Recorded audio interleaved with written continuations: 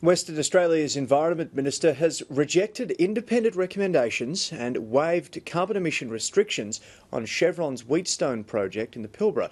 The move has angered conservationists who are concerned the minister will relax conditions on more projects across the state.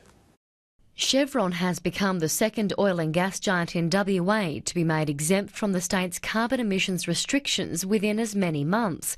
The Environment Minister Bill Marmion first lifted the conditions on Woodside's Browse LNG development in November. Now he's done the same on the Wheatstone project, again rejecting advice from the Environmental Protection Authority. The opposition says that's unacceptable. I think the government is always very keen to ensure that the voice of the big end of town is always heard first and foremost above ordinary Western Australians.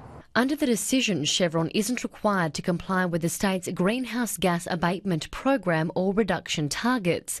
Instead, it will be governed under the federal government's carbon tax legislation. Minister Marmion says lifting the restrictions was necessary to avoid regulatory duplication with the Commonwealth tax.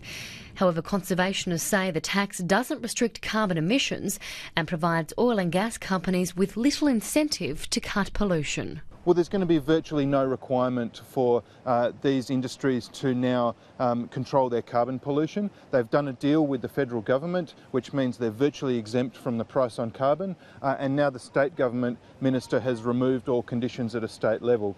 Conservationists are also concerned the decision will lead the government to relax emissions restrictions across other resource projects in Western Australia, claiming these two decisions alone will reverse the emissions saved from all of the solar panels in Perth.